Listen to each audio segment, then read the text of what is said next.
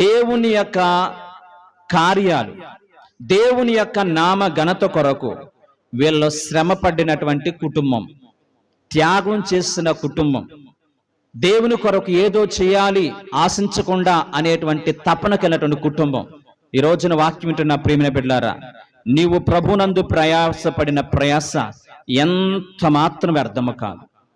ఈ రోజున నీవు గనక దేవుని పరిచర్యలో, దేవుని యొక్క సన్నిధానములో, దేవునికి ఇచ్చిన బాధ్యతల ప్రకారము దేవుని పని చేయడానికి నువ్వు సంసిద్ధంగా ఉన్నట్లయితే, నీవు బ్రతికినా లేక చనిపోయినా నీ పట్ల దేవుడు చూపించేటువంటి ఉన్నతమైన కృప, దేవుడు చేసే ఆశ్చర్య కార్యాలు, నీ పిల్లలను దేవుడు వాడుకునే విధానం చూస్తే ఖచ్చితంగా నీకు అనిపిస్తుంది. నువ్వు బ్రతుకున్నట్లయితే, మనం బ్రతుకున్నట్లయితే, దేవుని కోసం నేను చేసిన పని చాలా చిన్నది, కానీ దేవుడు నా కుటుంబం పట్ల చేసిన గొప్ప కార్యాలు గొప్పవి అనేటట్లుగా ప్రభు చేస్తాడు.